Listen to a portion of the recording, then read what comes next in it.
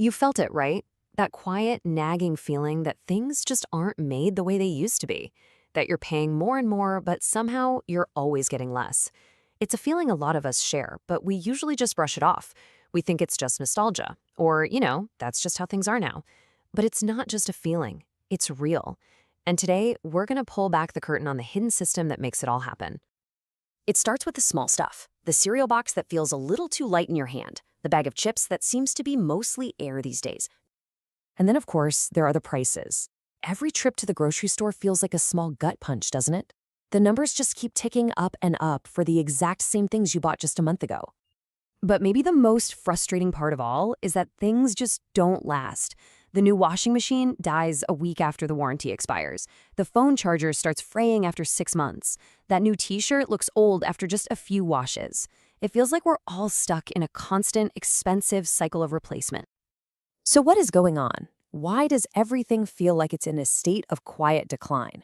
Is it just corporate greed? Is it inflation? Well, the answer is actually simpler and much more systemic than you might think.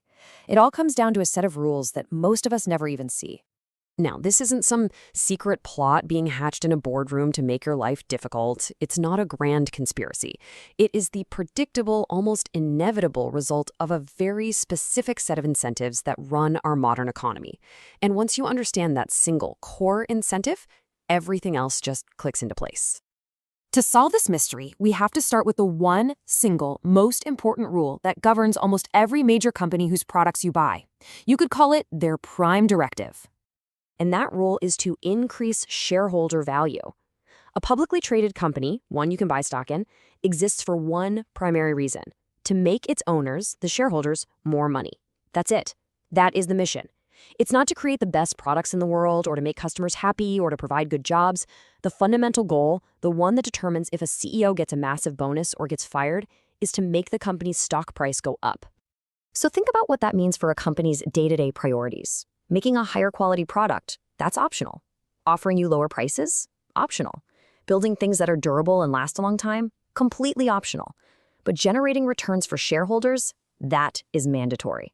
It is the only item on the list that is not negotiable. And this single fact is the key that unlocks this entire story. So, if your only job is to increase profits for your owners, your playbook becomes brutally simple. You really only have two choices. You either get customers to give you more money, or you spend less money making the thing that you sell. Raise revenue or lower costs. Every single decision flows from this choice. But here's the part most people never think about. One of those paths is much, much easier to take. And this brings us to what's often called the race to the bottom. It's what happens when that relentless pressure to lower costs begins to override everything else, especially quality. Think of it like a CEO has two giant levers in front of them. The raise prices lever is big, red, and obvious. You pull it, and customers notice immediately. They complain, they might even buy from someone else. But that other lever, the cut costs lever, that one's different. The changes can be subtle, a slightly cheaper ingredient here, a thinner plastic package there. Consumers might not even notice, but the effect on the company's profit margin is immediate and powerful. So which lever do you think gets pulled more often? And this is the direct result. This is why you get less cereal in the box, a tactic called shrinkflation. It's why your ice cream container has a new, deeper dimple in the bottom. These aren't accidents or mistakes in quality control.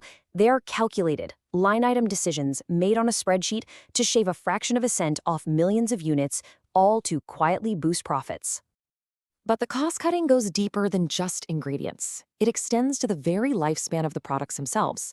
There was a time when you bought a refrigerator and it was practically a 30-year commitment.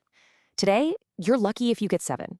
This is called planned obsolescence. From a shareholder's perspective, a product that lasts forever is a disaster for business. But a product that breaks, well, that just drives future sales. So the incentive is to make things just good enough to sell, but not so good that you won't need another one soon. And this is the logical question, right? If one company starts making flimsy products, we should all just switch to a competitor who makes better stuff. That's how a free market is supposed to work. But what happens when there are no real competitors to switch to?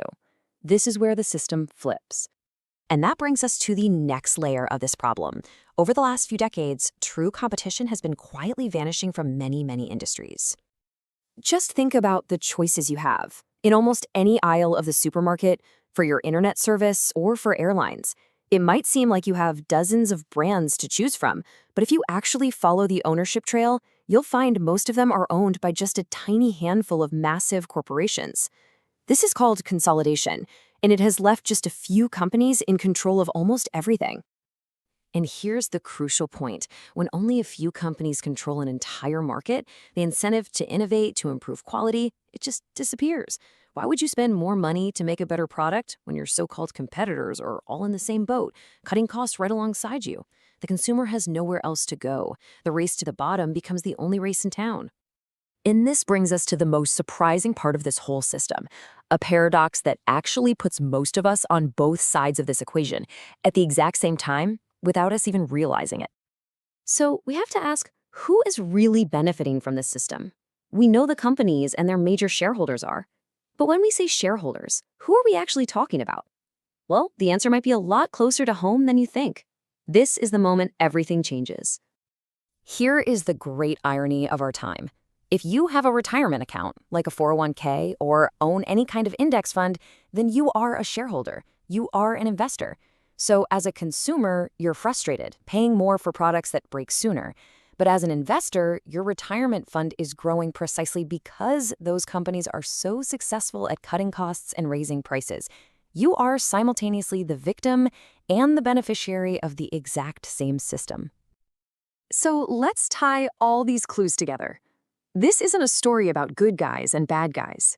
It's about a system of incentives that creates these predictable and often frustrating outcomes for all of us. You can see it as a self-reinforcing loop.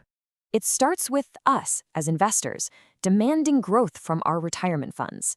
So the fund managers demand that growth from corporations.